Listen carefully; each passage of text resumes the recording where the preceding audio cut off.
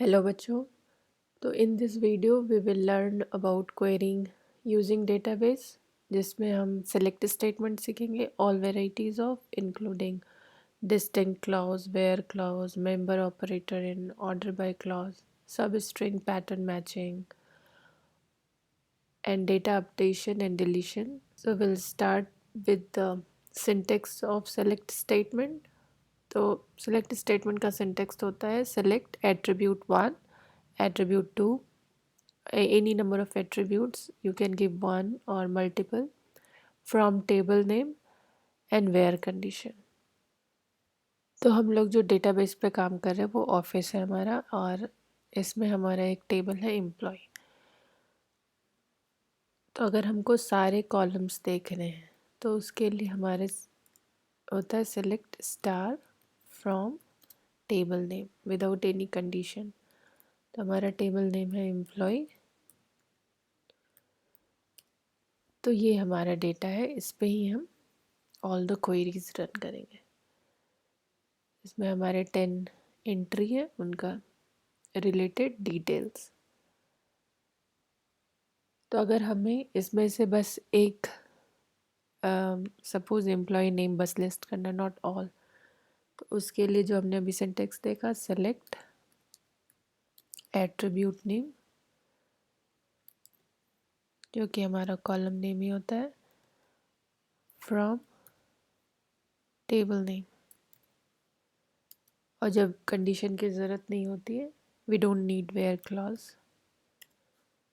तो इतने सारे एम्प्लॉय नंबर है हमारे टेबल। इसमें हमने एक कॉलम दिखाया, if we want to show more than one column, तो हमें करना होगा सेलेक्ट फर्स्ट कॉलम नेम, ये attribute 1, comma attribute 2 from employee. तो आपको दोनों कॉलम आ गया। तो ऐसे ही हम मल्टीपल कॉलम दिखा सकते हैं, या स्टार करेंगे तो पूरी टेबल्स दिखा सकते हैं। नेक्स्ट हम देखें, हम जैसे ये हमारे डेटाबेस में इसका नाम है, टेबल में नाम है ई नेम। अगर हम इसको चाहें कि नेम डिस्प्ले हो तो उसको हम कर सकते हैं select E name as name from employee. तो ये आपका अब क्या यहाँ पे ई नेम दिखा रहा था, यहाँ नेम, इसको हम लोग कहते हैं रीनेमिंग ऑफ कॉलम्स। तो ऐसे एलियास नेम देके एज करके जो टेबल का कॉलम है उसको हम रीनेम करके भी शो कर सकते हैं। जैसे कि हम अगर दिखलाना चाहें, ये देखिए सैलरी है, तो ये मंथली है। अगर हम इसकी एनुअल सैलरी दिखलाना चाहें तो इसको हम करेंगे select E name as name, comma salary into 12, monthly है, 12 से करेंगे तो एनुअल हो गई, एज एनुअल सैलरी। ये देखिए, अगर आप रीनेम कर रहे हैं और एक ही वर्ड है तो उसमें आपको कोटेशन देने की ज़रूरत नहीं है, लेकिन एनुअल सैलरी 2 वर्ड है तो इसको हमें कोट के अंदर लिखना होगा, as annual salary from employ.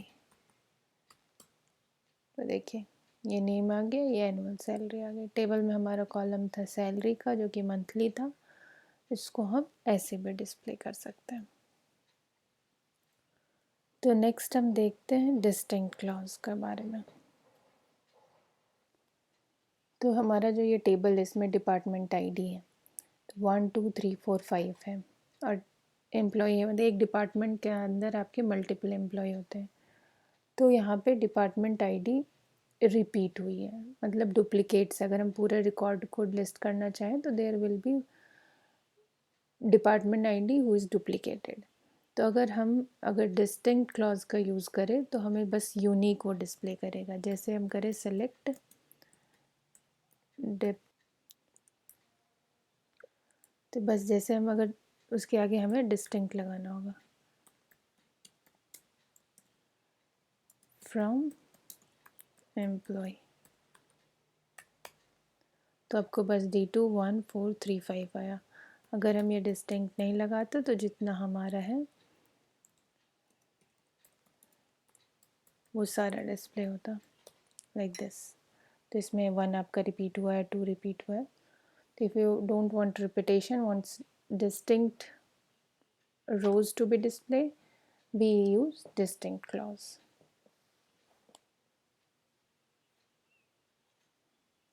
Next हम आते हैं where।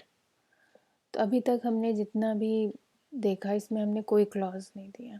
अगर हमें सर्टेन कंडीशंस के साथ सारे रोज़ नहीं दिखाने, सिर्फ वो रो दिखानी है जिससे वो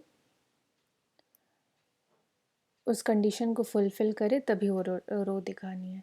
जैसे कि हम अगर करें कि ये D01 में जो एम्प्लॉय है सिर्फ उनको ही लिस्ट किया जाए, तो select from employ where dept id equal to D01।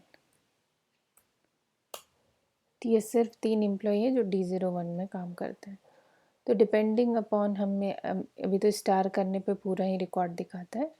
अगर हमको सिर्फ 2 ही एट्रीब्यूट या एक एट्रीब्यूट शो करना है, तो accordingly we can instead of a star we put those attribute name and can get those। तो आपका वेयर क्लॉज हर किसी पे, जैसे हमने अभी डिप्ट आईडी को D01 किया, अब हम सपोज़ किए कि ऐसे एम्प्लॉय को हम लिस्ट करना चाहें जिनकी सैलरी, तो जैसे select E name comma dept ID from employ where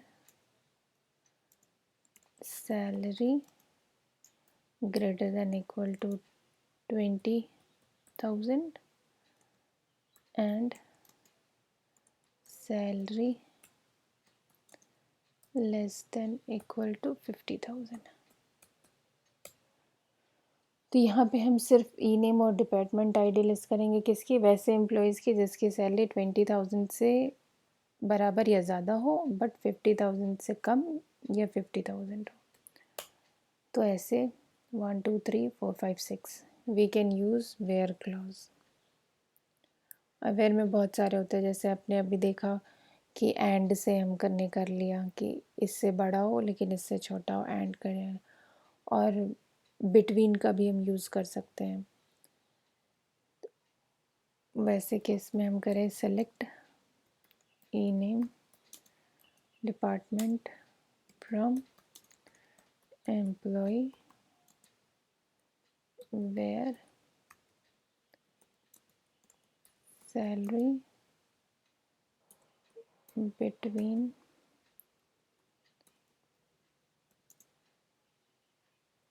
20,000 and 50,000।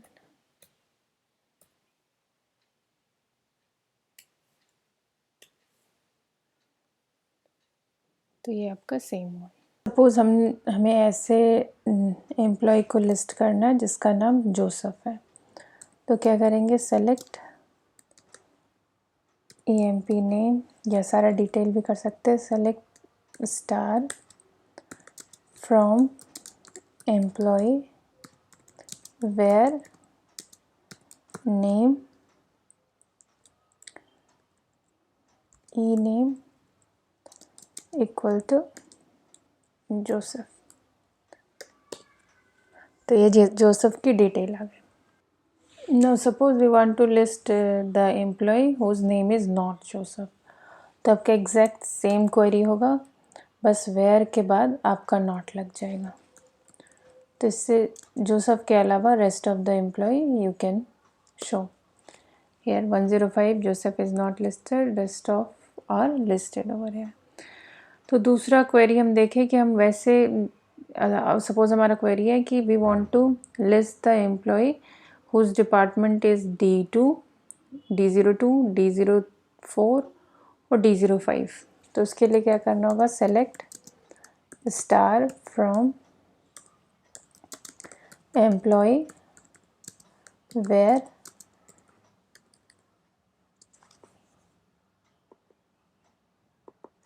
DPT ID equal to क्या कहा था हमने, सपोज 1 to 4, सो D01 और D02 1 to 4 राइट, और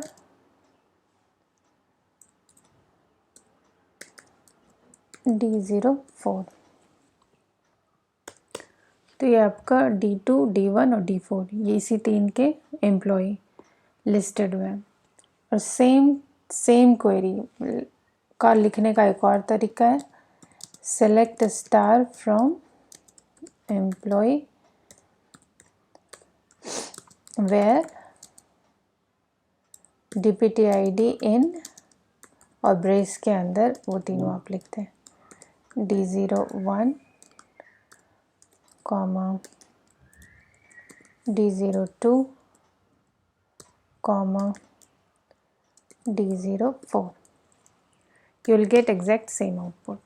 So you can write either using or you can write using in operator. और next हमारा will see order by clause.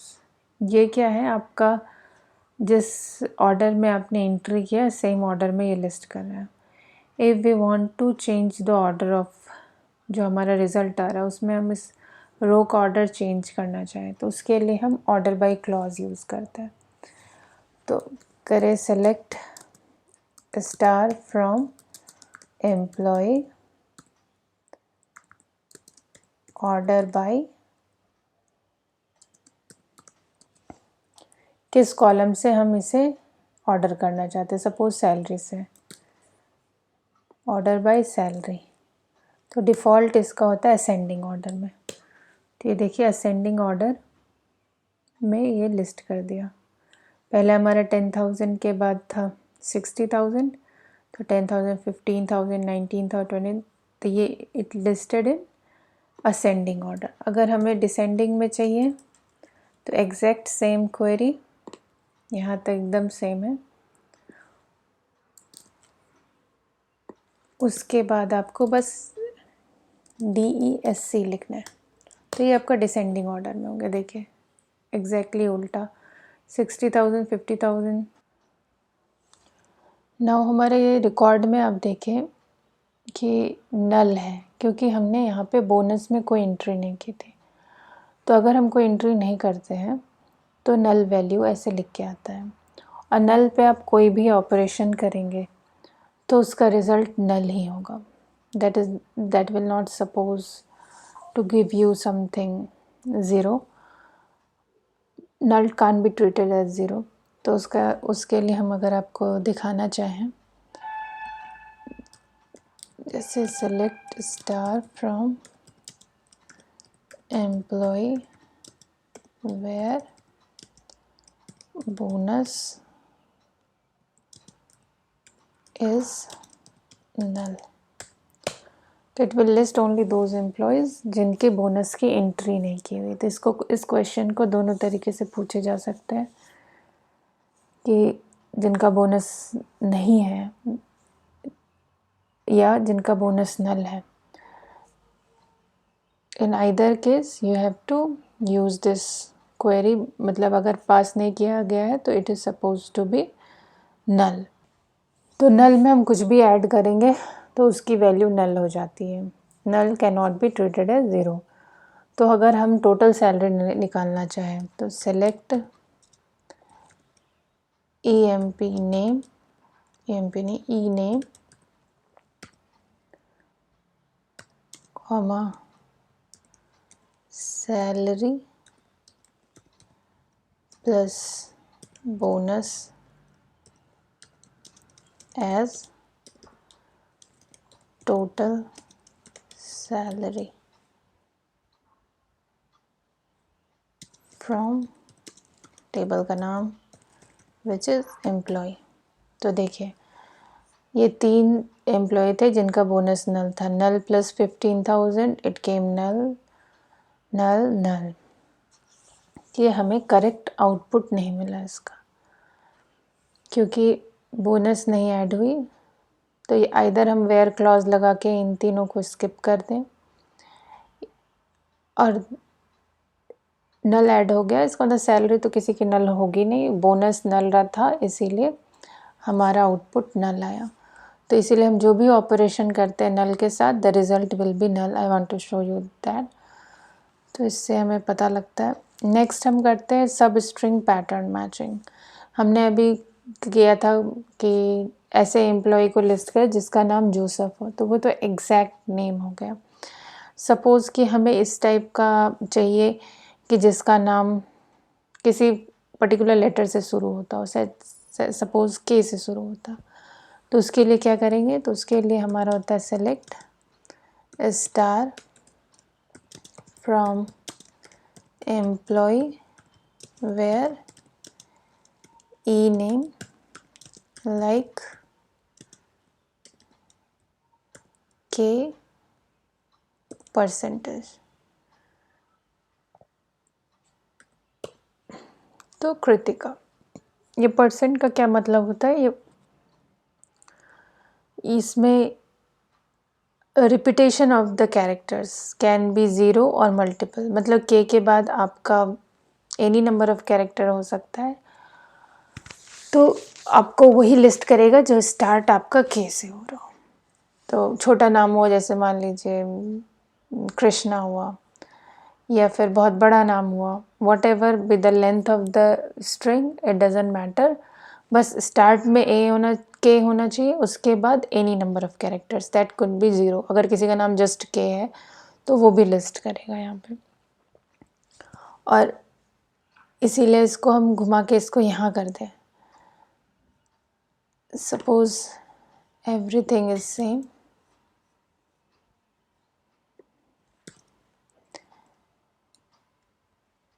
ये percentage हमारा पहले हो गया, एंड में ए। तब क्या हुआ? आगे आपका एनी नंबर ऑफ कैरेक्टर हो सकता है, बट एंड ए से होना चाहिए। तो ये ऐसे एम्प्लॉय को लिस्ट करेगा जिसका नाम ए से एंड होता है।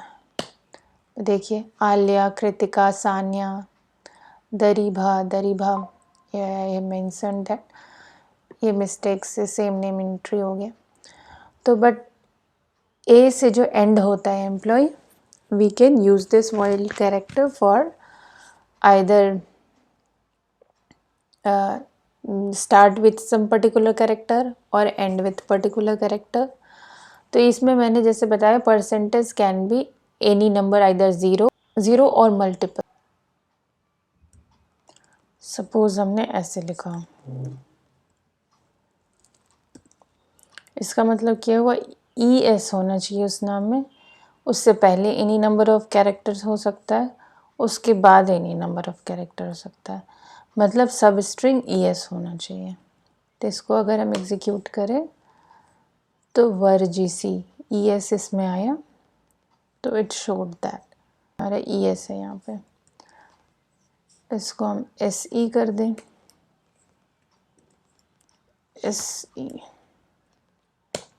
तो दो नाम आया, एस ई जोसेफ में भी है, एस ई वर्गीसी में भी है। तो इसका परसेंटेज का मतलब होता है आपका any number of character, either zero और मोर। तो आप इसको जब भी ऐसे देखें, इसको ऐसे इंटरप्रेट करें। और दूसरा एक हमारा होता है underscore, which means exactly single character. जैसे कि अगर हम करें एग्जैक्टली सिंगल कैरेक्टर आन्या, ये बस वन ऑकरेंस होना चाहिए, नॉट मल्टीपल, नॉट ज़ीरो। तो हमारा दो नाम ऐसा है, ये एस और T, just one occurrence of a character, Sania और तानिया। तो ये दो आपका सब स्ट्रिंग पैटर्न मैचिंग में आपका यूज़ होता है आपके सिलेबस के अकॉर्डिंग। अब इन दोनों का एक कंबाइंड एग्जांपल भी देख लेते हैं कि हमारा second character should be A, तो second character should be A, then any number of character, underscore one, exactly one, then second definitely will be a, and after that any number of characters। तो ये सारे वो employ है जिनका second character ए है। we can use separately or can together as well. तो next हम देखेंगे डेटा अपडेशन। तो डेटा अपडेशन का सिंटेक्स क्या है? Update table name set attribute equal to value और comma followed by if we want to change multiple column value then we can provide multiple or a single column will work। उसके बाद आपका where condition। तो इसका एक example देखें। वो हमारा स्टूडेंट टेबल जो था फ्रॉम स्टूडेंट, इसमें 2 रिकॉर्ड है। इसमें तलीम का GUID अपडेटेड नहीं है तो will update that. Update table name student set attribute name GUID हम चेंज कर रहे हैं तो GUID equal to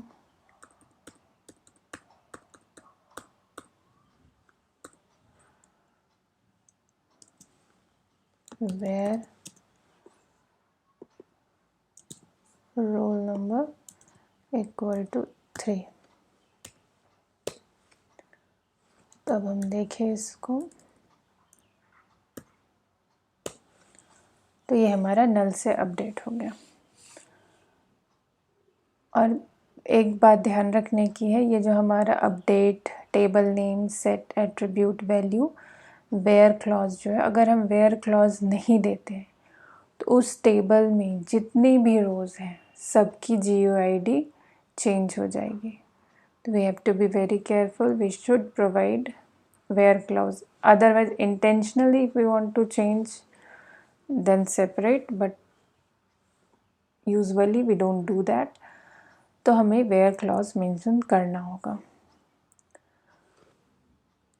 Similarly if we want to see more example, guardian table देखें, does not exist। ये है हमारा टेबल।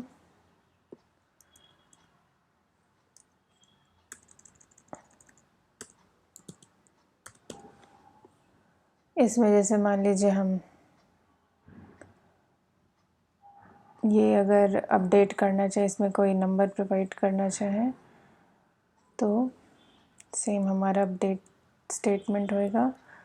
यहाँ अपडेट स्टूडेंट ने हम गार्जियन टेबल अपडेट कर रहे हैं तो table name set ji address,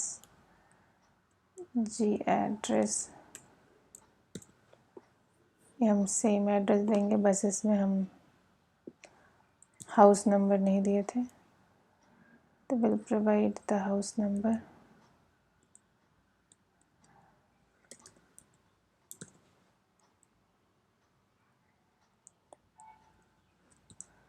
house number 4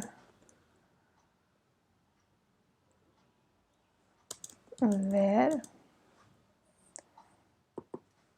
GUID equal to this।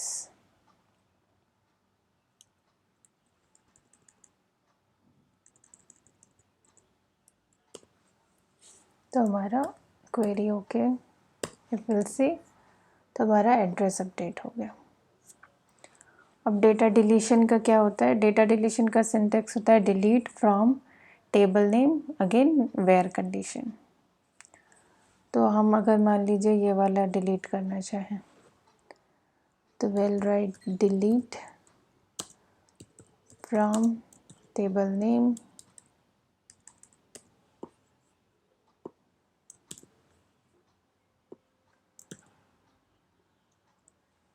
Where, ये सेम रिकॉर्ड को हम डिलीट करते हैं।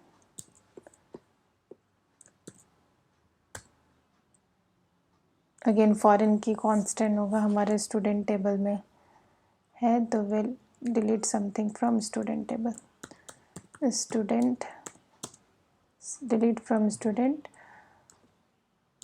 वेयर रोल नंबर हम 3 को डिलीट कर दें।